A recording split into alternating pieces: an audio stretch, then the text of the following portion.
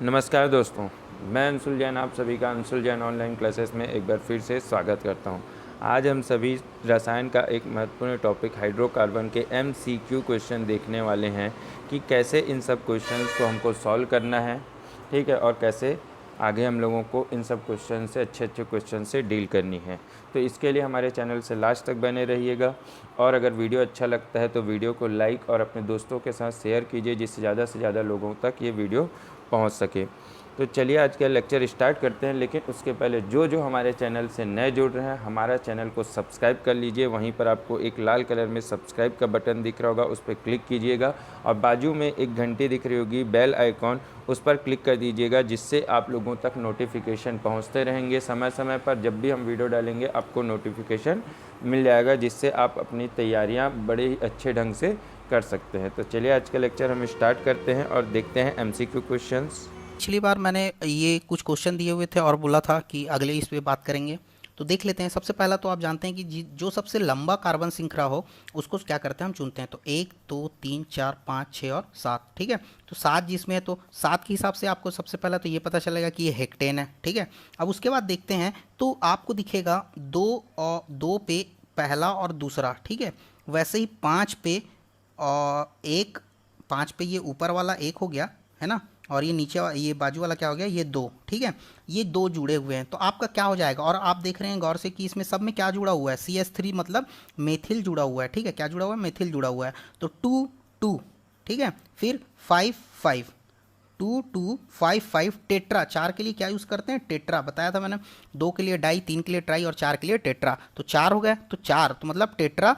फिर क्या जुड़े हुए हैं, मेथिल जुड़े हुए हैं, तो मेथिल हेप्टेन। मेथिल क्या हो जाएगा, हेप्टेन हो जाएगा, ठीक है फ्रेंड्स। तो वैसे ही बाकी क्वेश्चन इसमें पूरे सॉल्यूशन दिए हुए हैं कि कैसे होने हैं, ठीक है। जैसे कि आप यहाँ पर से नाम करते हैं तो ये नाम गलत होगा, कि आप अगर ये नाम करते हैं तो ये गलत होगा, ये सही होगा। तो इसके बारे में एक बार बात कर लेते हैं।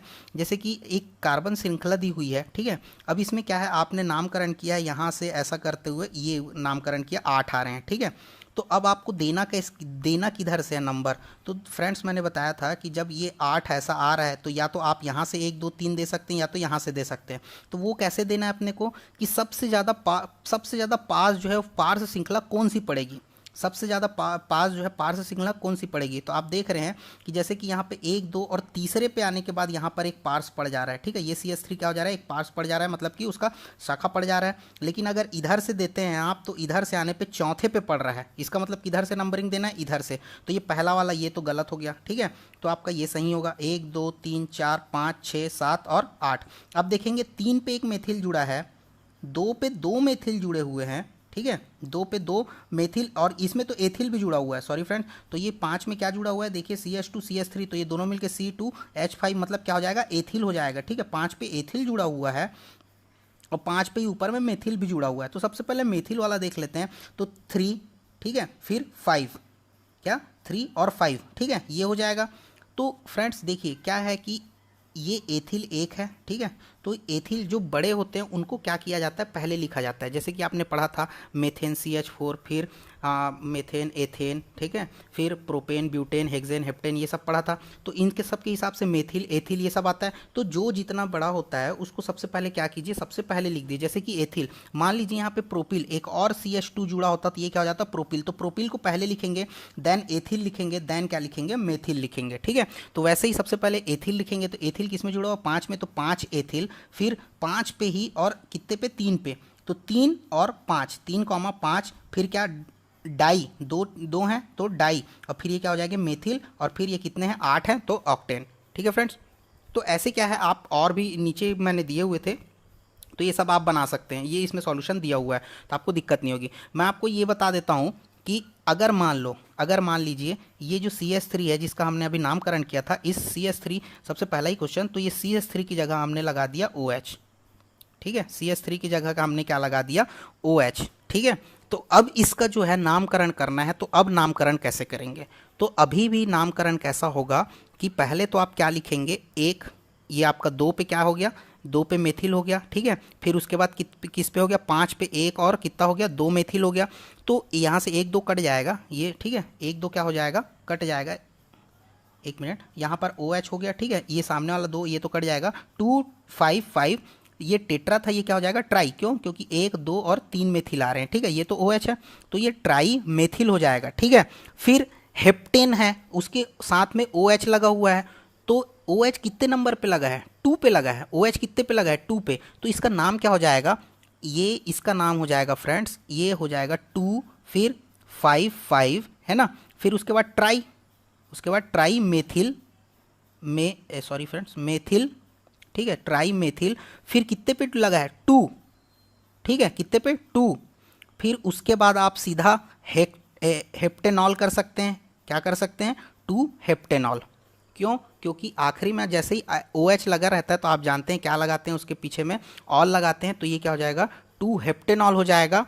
या फिर आप इसी को क्या कर सकते हैं, इतना नाम तो आपको आता अब आ गया होगा, 2 फिर 5 5 ट्राई मेथिल, फिर उसके बाद 2, ठीक है, ऑल, 2 ऑल, मतलब OH के लिए क्या यूज़ करते हैं? ऑल यूज़ करते हैं, 2 ऑल हेप्टेन, 2 ऑल क्या? हेप्टेन। तो ये आपका क्या हो जाएगा? नाम हो जाएगा इसका, ठीक है। वैसे ही ब्रोमो क्रोमो मतलब ब्रोमीन का, क्लोरीन का, फिर आयोडीन का, ऐसी सब नाम क्या कर सकते हैं आप? ट्राई कर सकते हैं। एक बार ट्राई करके देखिएगा, ये बनेगा नहीं बनेगा तो आप कमेंट बॉक्स में बताइए, मैं आपको और बताऊंगा इसके बारे में, ठीक है फ्रेंड्स। तो आगे चलते हैं क्वेश्चन के ऊपर। क्वेश्चन के हिसाब से मैं आपको बहुत सारी चीज़ें और क्लियर करने वाला हूँ।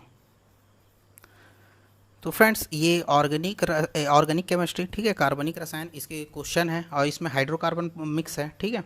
तो इसके क्वेश्चन है, इस क्वेश्चन के थ्रू बहुत सारी चीज़ क्लियर करेंगे हम।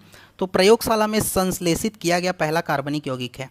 तो मैंने पिछले वीडियो में आपको बताया था कि पहला जो प्रयोगशाला में संश्लेषित किया गया था वो क्या था? वो था यूरिया। क्या था वो? यूरिया। और किसने किया था ये? तो फ्रेंड्स मैंने आपको जर्मन के एक वैज्ञानिक के बारे में बताया था, फेडरिक वोलर, तो उसने किया था ये, ठीक है। तो इसका आंसर क्या हो जाएगा? सी इसका क्या हो जाएगा? आंसर हो जाएगा, ठीक है। इसका क्या आंसर हो जाएगा? सी, ठीक है फ्रेंड्स, इसको ध्यान रखेंगे। अब दूसरा आता है कार्बनिक यौगिक CH3OH का IUPAC में नाम पद्धति है। तो सबसे पहले आप देख लीजिए CH3 कैसा बनेगा। तो ये CH, एक H इधर और एक H इधर, और इसके साथ क्या लगा हुआ है? OH लगा है। तो OH लगता है तो हम तो जानते हैं कि सबसे पहले क्या बनता है? ये ऑल लगता है। क्या लगता है? ऑल लगाते हैं इसके लिए, OH के लिए। और ये क्या है? मेथेन, CH4 मेथेन से निकला हुआ है, तो ये एक H कम है, इसका मतलब ये क्या हो गया? मेथिल हो गया, ठीक है। और ये OH लगा है, मतलब क्या हो गया? ये एल्कोहल का है, ठीक है। इसके लिए या तो मेथेनॉल बोलते हैं, इसको क्या बोलते हैं? मेथेनॉल बोलते हैं, या तो फिर इसको मेथिल एल्कोहल बोलते हैं, ठीक है। इसको या फिर क्या बोलते हैं? मेथिल एल्कोहल बोलते हैं, ठीक है फ्रेंड्स। अब देख लेते हैं एथिलीन का जो है वो IUPAC जो नामकरण है उसके बारे में बात कर लेते हैं। एथिलीन का IUPAC नामकरण, तो एथिलीन का IUPAC नामकरण आपके हिसाब से क्या होना चाहिए? क्योंकि एथिलीन किससे बना है? एक तो ये एथेन से बना है, कितने? C2H6 से, ठीक है। तो एथिलीन की बात की जा रही है, तो इसका जो है मेन जो क्या बोलते हैं, ये किससे बना होगा? तो ये तो सबसे पहले एथेन से बना होगा, लेकिन यहाँ पर एथेन नहीं दिया गया है। एथेन क्या है? यहाँ पर नहीं है। तो आपका ये किससे होगा? इसका IUPAC का नामकरण क्या होता है? एथीन। क्या होता है इसका? एथीन होता है, ठीक है फ्रेंड्स। अच्छा, यहाँ पर मैं दूसरे में आपको ये बताना भूल गया था कि इसका मेथेनॉल होगा, ठीक है। इसका आंसर तो पहला ही होना है ना, या फिर इसको, ठीक है, ये मेथेनॉल मैं बताया था इसका आंसर, तो ये मेथेनॉल हो जाएगा, ठीक है। अब देखते हैं चौथा क्वेश्चन। अब अच्छा, मेथेन से फ्रेंड्स ये भी है कि मेथेन अगर प्रयोगशाला विधि, मतलब प्रयोगशाला में मेथेन कैसे प्राप्त की जाती है या मेथेन कैसे बनाया जाता है, ठीक है। तो एक तो प्रयोगशाला में हो गया, या तो एक आ सकता है ग्रिग्नार्ड अभिकर्मक से, ठीक है। या तो ये डायरेक्ट क्वेश्चन पूछ सकता है कि ग्रिग्नार्ड अभिकर्मक से क्या प्राप्त किया जाता है इस प्रयोग द्वारा, या फिर मेथेन जो है कौन कौन सी विधि द्वारा प्राप्त की जाती है। तो उसमें से एक ग्रिग्नार्ड अभिकर्मक है जिससे क्या बनाया जाता है? मेथेन बनाया जाता है, ठीक है। क्या बनाया जाता है? मेथेन बनाया जाता है। वुड्स अभिक्रिया जो होती है, ठीक है, वुड्स अभिक्रिया, इससे हम क्या बनाते हैं? एथेन बनाते हैं, ठीक है। इससे क्या बनाते हैं हम? एथेन बनाते हैं, ठीक है फ्रेंड्स। इसको ध्यान रखिएगा। प्रयोगशाला में मेथेन बनाने के लिए हम क्या यूज़ करते हैं? तो प्रयोगशाला में मेथेन बनाने के लिए हम लोग क्या यूज़ करते हैं?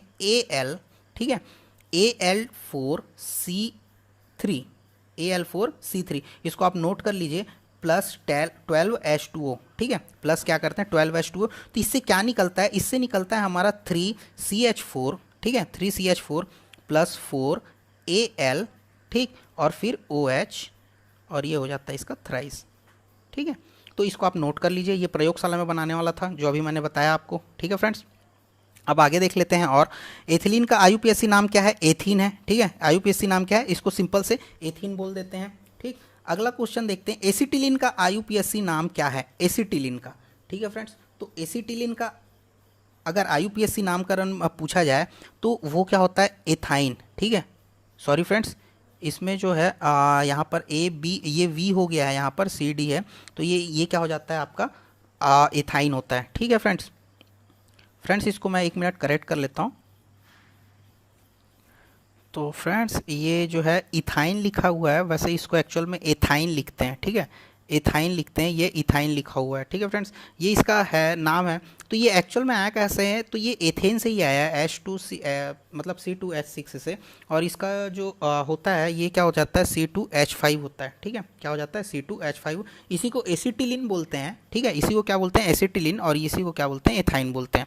ठीक है, एसिटिलीन का IUPAC नाम क्या हो जाएगा, एथाइन हो जाएगा। एसिटिलीन का, सॉरी फ्रेंड्स, एसिटिलीन का क्या हो जाएगा, एथाइन हो जाएगा। ठीक है, अब IUPAC प्रणाली के अंतर्गत C2H5OH का जो है उसका नाम देखना है। तो देख लीजिए सबसे पहले C2H5, तो C2H5 कहाँ से है, तो C2H5 C2H6 से, मतलब कि एथेन से है। ठीक है, और ये क्या है, OH के लिए हम लोग क्या यूज़ करते हैं, ऑल यूज़ करते हैं। तो ये क्या हो जाएगा, एथेन का एथे, और फिर उसमें ऑल लगा दीजिए तो क्या हो जाएगा, एथेनॉल। ठीक है, क्या हो जाएगा, एथेनॉल हो जाएगा। तो सिंपली ये इसका आंसर क्या हो जाएगा, बी हो जाएगा, इसका एथेनॉल हो जाएगा। ठीक है, क्लोरोफॉर्म का IUPAC जो है वो नामकरण क्या है, क्लोरोफॉर्म का, तो क्लोरोफॉर्म का जो है आपका IUPAC नामकरण क्या होता है, ट्राईक्लोरो एथेन होता है। ठीक है, क्या होता है, ट्राईक्लोरो एथेन, क्योंकि ये C और ये C। ठीक है, अब इसके साथ जो है 3 क्लोरो जुड़े होते हैं। ठीक है, 3 क्या जुड़े होते हैं, क्लोरीन जुड़े होते हैं। तो जैसे कि इसके साथ ये Cl जुड़ गया। ठीक है, और यहाँ फिर Cl जुड़ गया, यहाँ पे भी क्या हो गया, Cl जुड़ गया। ठीक है,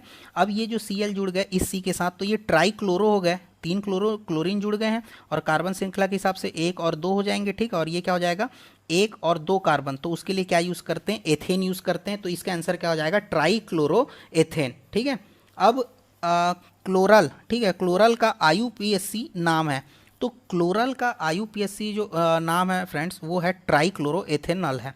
ठीक है, ट्राईक्लोरो क्या है, एथेनॉल। ये एक्चुअल में क्या होता है फ्रेंड्स कि ये जो C है इसके साथ 3 क्लोरीन जुड़े हुए हैं। ठीक है, ट्राईक्लोरो, तो ये 3 क्लोरीन जुड़े हुए हैं। अब ये एथेनॉल मतलब ये C है, इसके साथ एक OH भी जुड़ा हुआ है। इसके साथ क्या जुड़ा हुआ है, एक OH भी जुड़ा हुआ है। अब इसकी संयोजकता पूरी करनी है, तो एक ये 1 2 हो गया, यहाँ पे H, और ये क्या हो जाएगा, ऊपर में भी एक H आ जाएगा, मतलब कि इसका क्या हो जाएगा, C। ठीक है, ये CH2, फिर उसके बाद CCl3OH। ठीक है, ये इसका क्या हो जाएगा, फॉर्मूला हो जाएगा, और इसका पूरा नामकरण किया जाए तो ये क्या हो जाएगा, ट्राईक्लोरो एथेनॉल हो जाएगा। ठीक है फ्रेंड्स, एल्कोहल में पाया जाने वाला अभिक्रियाशील मूलक है। एल्कोहल में क्या पाया जाता है, एल्कोहल मतलब लास्ट में ऑल भी आ रहा है, और एल्कोहल के लिए क्या यूज़ करते हैं, OH यूज़ करते हैं, मैंने बताया हुआ था पहले पिछले वीडियो में। तो ये इसका आंसर क्या हो जाएगा, डी इसका क्या हो जाएगा, आंसर हो जाएगा। एल्डिहाइड, फ्रेंड्स मैंने आपको एक चार्ट दिया हुआ था, एक टेबल दिया हुआ था, उस टेबल में बताया था OH के लिए हम लोग एल्कोहल के लिए ऑल यूज़ करते हैं, CHO क्या होता है, और फिर ketone C double bond O होता है। ठीक है, तो ये सब, और COOH जो है वो अम्ल के लिए यूज़ किया जाता है। ठीक है, कार्बोक्सिलिक अम्ल के लिए, तो ये सब बताया हुआ था। तो उसमें से एल्डिहाइड किसको बोलते हैं, CHO को क्या बोलते हैं, एल्डिहाइड बोलते हैं। ठीक है फ्रेंड्स, तो ये इस टाइप से ही क्वेश्चन आपके आने वाले भी हैं। ठीक है, तो वो चार्ट आप देख लेंगे। उसके बाद कीटोन क्या है, तो अभी मैंने बताया कि डबल बॉन्ड O को क्या बोलते हैं, कीटोन बोलते हैं। ये R का मतलब क्या है, जैसे कि यहाँ पर R की जगह CH3CH2 हो सकता है। ठीक है, CH3CH2 हो सकता है, O हो सकता है, तो ये क्या हो जाता है, कीटोन हो जाता है। क्यों, क्योंकि ये इसके साथ डबल बॉन्ड बनाता है। ठीक, तो ये कीटोन के लिए क्या हो जाएगा, R डबल बॉन्ड O, ये क्या हो जाएगा, कीटोन। वो आपको चार्ट से ये चीज़ भी पता चल जाएगी। कार्बोक्सिलिक अम्ल जिसके बारे में हम अभी थोड़ी देर पहले बात कर रहे थे, तो क्या होता है, RCOOH, मतलब जैसे कि R की जगह अगर CH3 लगा है, ठीक है, फिर उसके बाद OOH, तो ये क्या हो जाएगा, कार्बोक्सिलिक अम्ल हो जाता है आपका। जरूरी नहीं कि यहाँ CH3 हो, यहाँ पर C2H5 भी हो सकता है, कुछ भी। तो कार्बोक्सिलिक अम्ल का मेन समूह क्या है, वो है OOH। ठीक है, ये क्या है, OOH, तो इसका आंसर क्या हो जाएगा, बी हो जाएगा। सजाती श्रेणी का कोई भी सदस्य अपने से अलग अगले तथा पिछले सदस्य के अणुसूत्र से कितने का अंतर रखता है। तो फ्रेंड्स ये क्वेश्चन जो है, ये एक क्वेश्चन है, लेकिन इसके बारे में मैंने आपको थ्योरी बताई थी कि आप किसी में, जैसे कि CH4 है, अगर आपको इसको अगला जानना है तो क्या करेंगे आप, इसमें सिर्फ आप क्या जोड़ेंगे, CH2 जोड़ेंगे। क्या जोड़ेंगे, CH2 जोड़ेंगे, तो ये बनता चला जाएगा C2H6, इसके बाद C3H8, तो ये बनता चला जाता है। चाहे आप इस एथे जो मेथेन वाला है ये वाला पार्ट हो, है ना, एल्केन वाला हो, चाहे एल्कीन वाला हो, चाहे एल्काइन वाला हो, ठीक है, सब में क्या जोड़ना है आपको, CH2 जोड़ना है और वो क्या होता है जाएगा, बनता चला जाएगा। ठीक है फ्रेंड्स, तो इसका मेन क्या हो जाएगा, इसका आंसर क्या हो जाएगा, इसका आंसर हो जाएगा ए, इसका आंसर हो जाएगा। निम्नलिखित में से कौन सजात समजात है ना है, तो समजात तो निम्नलिखित में से कौन सा है, तो ये आपको बताना है। इसमें CH4 और C2H6 ये है, क्या है, CH4 और C2H6 ये क्या है, समजात है। क्यों, अभी आप थोड़ी देर पहले देखा कि आपने CH2 जोड़ा और ये इसी ग्रुप से चलता चला गया, लेकिन अगर आप इसी की बात करते हैं तो C2H2 और ये क्या है, C6H6, तो ये दोनों के बीच में काफ़ी डिफरेंस हो जाता है, बहुत ही ज़्यादा डिफरेंस हो जाता है। ठीक है, वैसे ये वाला जो है इस पर भी हो जाएगा मेथेन और इस पर, क्यों, क्योंकि ये जो है वो एल्काइन वाला पार्ट हो गया, C2H4 जो है एल्काइन वाला पार्ट हो गया है, ये एल्केन भी नहीं है, एल्कीन भी नहीं है, और ना ही और किस में चला जा रहा है, वो एल्काइन वाले में चला जा रहा है। ठीक है, और C वाले में देखेंगे तो ये OH है और यहाँ पर कीटोन है, तो ये दोनों क्या है, समजात तो हो नहीं सकते, दोनों का व्यवहार क्या है, अलग है, लेकिन यहाँ पर जो मेथेन और एथेन दिया है वो क्या हो जाएंगे, समान हो जाएंगे। ठीक है, अब मिथाइल एल्कोहल का समजात है। अब मिथाइल एल्कोहल जस्ट अभी थोड़ी देर पहले ऊपर में हमने देखा है, तो जब मिथाइल एल्कोहल है तो वहाँ पर पास में क्या आएगा, क्योंकि मेथेन के पास में क्या होता है, CH4 के है, उसके बाद C2H6, उसके बाद क्या आता है C2, तो ये दोनों समजात के आसपास होते हैं, हम है ना, मतलब एक जैसे एक समान ही टाइप से होते हैं। तो ये क्या, इसका आंसर क्या आ जाएगा, जब मेथिल एल्कोहल दिया हुआ है तो उसके बाद क्या आ जाएगा, एथिल एल्कोहल, तो इसका आंसर क्या आ जाएगा, ए आ जाएगा इसका आंसर। उसके बाद है आपका सजाती श्रेणी के संबंध में कौन सा कथन सही नहीं है। ठीक है, सजाती श्रेणी के संबंध में कौन सा कथन सही नहीं है, तो ए से लेकर डी तक पढ़ते हैं, तो उसमें क्या सही नहीं है वो बताना है। किसी सजाती श्रेणी के सभी सदस्यों को एक ही समान गुण सूत्र द्वारा व्यक्त किया जाता है, तो बिल्कुल सही है। सजाती श्रेणी जैसे कि एक ही समान सूत्र है, ठीक है, जिसमें सब में CH2 जोड़ते चले जाना है, CH4 फिर C2H6, तो ये सब चलते ही चला जाएगा। या फिर आप इसी की बात कर लीजिए, CH3 वाली की बात कर लीजिए, तो आप C2 इसमें फिर CH2 जोड़ेंगे तो C2, तो ये C2H5 हो जाएगा। वैसे ही ये क्या हो जाएगा, चलते चला जाएगा। दूसरा देख लेते हैं, सजाती श्रेणी का कोई भी सदस्य अपने से अगले तथा पिछले सदस्य के अणु सूत्र से का अंतर दिखलाता है, तो हाँ बिल्कुल दिखलाता है। कितने का अंतर दिखलाता है, और वो दिखलाता है CH2 का अंतर दिखलाता है। ठीक है, और उसके बाद तीसरा देख लेते हैं, किसी सजाती श्रेणी के सभी सदस्य समान रासायनिक गुण प्रदर्शित करते हैं, तो बिल्कुल करते हैं, क्योंकि अब देखिए सजाती श्रेणी, इसका मतलब जैसे कि CH4 है, ठीक है, अब इसकी मेथेन हो गया, उसके बाद क्या है, एथेन इसके जैसा दिखेगा, इसके जैसा रहेगा, प्रोपेन जो है C3H8 जो है ये एथेन के जैसा कुछ होगा, तो ये एक दूसरे में क्या समानता दर्शाते रहते हैं। ठीक है, ये क्या है, समानता दर्शाते हैं। तो ये वाला तीसरा वाला जो पॉइंट भी क्या है, ये भी सही है। एक सजाती श्रेणी के सदस्यों के गुणों में क्रमिक परिवर्तन नहीं होता। एक सजाती श्रेणी के सदस्यों के भौतिक गुणों में क्रमिक परिवर्तन नहीं होता, तो फ्रेंड्स ये गलत है, ये होता है। ठीक है, सजाती श्रेणी के जो सदस्य होते हैं उनके गुणों, भौतिक जो गुण होते हैं, उनके जो भौतिक होते हैं गुण, उनमें क्रमिक परिवर्तन होता है। ठीक है, उनमें क्या होता है, क्रमिक परिवर्तन होता है। इस चीज़ को आप ध्यान रखेंगे, ये क्योंकि ये जो डी पॉइंट है ये बहुत ही कम जगह आपको पढ़ने को भी मिलेगा, तो इनमें क्या होता है, क्रमिक परिवर्तन जो है नहीं होता, जो लिखा है वहाँ पर वो होता है। ठीक है फ्रेंड्स, तो आज के लिए 15 क्वेश्चन थे। आई होप आपको ये सब चीज़ें समझ आई होंगी, लेकिन आपको जो चीज़ समझ नहीं आई है या फिर आपको इसी में और इंटरेस्ट है या इसी टॉपिक पे और भी कुछ जानना है, तो उसको कमेंट बॉक्स में लिखिए, ताकि मैं उसके ऊपर और वीडियो बनाऊं और आपको और अच्छे से बताऊं कि आपको क्या समझ नहीं आ रहा है या फिर और क्या किया जा सकता है। ठीक है फ्रेंड्स, तो आज के लिए इतना ही था। Thanks for watching this video.